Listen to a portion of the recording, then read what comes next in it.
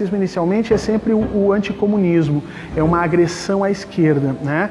E é muito engraçado porque em 1935 nós vamos ter a intentona comunista no Brasil, e já naquela época Getúlio Vargas usa a intentona comunista para dizer que o Brasil estava quase se tornando comunista. Depois em 55 nós vamos ter o plano Brandt também, e o JK vai ser acusado de novo de estar levando o Brasil para o comunismo. Em 61 se tenta o golpe, o Brizola vai lá fazer a campanha da legalidade, a desculpa dos militares em 61 era que o Brasil estava se tornando comunista.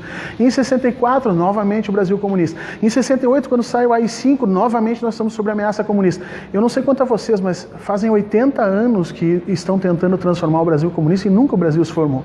Será que não bate na cabeça das pessoas que isso é uma grande mentira e que isso foi usado na década de 20? E veja, na década de 20 e 30, nós tínhamos uma União Soviética forte, uma União Soviética que, em determinados momentos, ameaçava, sim, o regime capitalista na Europa. Mas hoje nós não temos nada comparado a isso no mundo. Quer dizer, é mais irreal, é mais absurdo esse discurso nos dias de hoje. Mas ele é um discurso que amálgama, que cria uma certa unidade entre esses indivíduos. O problema é que a imensa maioria deles não sabe o que é comunismo. Então, o comunismo, ele tanto pode ser uma ideia de igualdade social, como a utilização de bicicletas para locomoção pública em cidades. Nós tivemos, no auge da campanha contra o prefeito Haddad em São Paulo, por exemplo, a ideia de que quem usava ciclovias eram comunistas.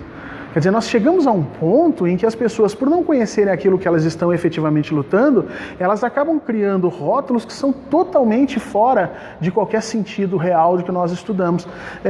Muitas pessoas hoje, por exemplo, acham que os feminismos são comunistas. E, na realidade, quem estuda um pouquinho disso sabe que uma pequena parcela dos feminismos são, evidentemente, de esquerda. Existe uma imensa parcela de feminismo que se encontra em outros espectros políticos que não especificamente na esquerda. Mas você tem esse pensamento, essa característica do fascismo, que é a eleição de um inimigo comum, um inimigo ao qual é atribuído todos os males da sociedade, e normalmente é a esquerda. O Hitler, inclusive, ele criou a figura do judeu capitalista de esquerda, que em grande medida é recuperada no Brasil nos dias de hoje, e por isso que a gente consegue ver que as pessoas infelizmente não estudam, não conseguem se informar minimamente, porque, veja, o Hitler vai dizer que os banqueiros capitalistas judeus na época da Alemanha eram comunistas, e não há nada mais distante de um banqueiro do que um comunista. E hoje você vê esse discurso retratado às vezes nas redes sociais. As pessoas dizem, não, fulano apoiou, não, fulano é comunista, Beltrano é comunista, a Madonna era comunista, o Roger Waters é comunista. Todo mundo vira comunista por quê? Porque não é um conceito, é uma noção, é um rótulo que eu jogo para tornar aquele indivíduo alvo das violências todas de Estado. Reinaldo Azevedo, que é um antipetista visceral, Reinaldo Azevedo virou comunista, né? Então, assim, virou comunista no sentido, jogaram nele um rótulo para poder atacar, para poder disseminar o ódio em cima dele. Essa é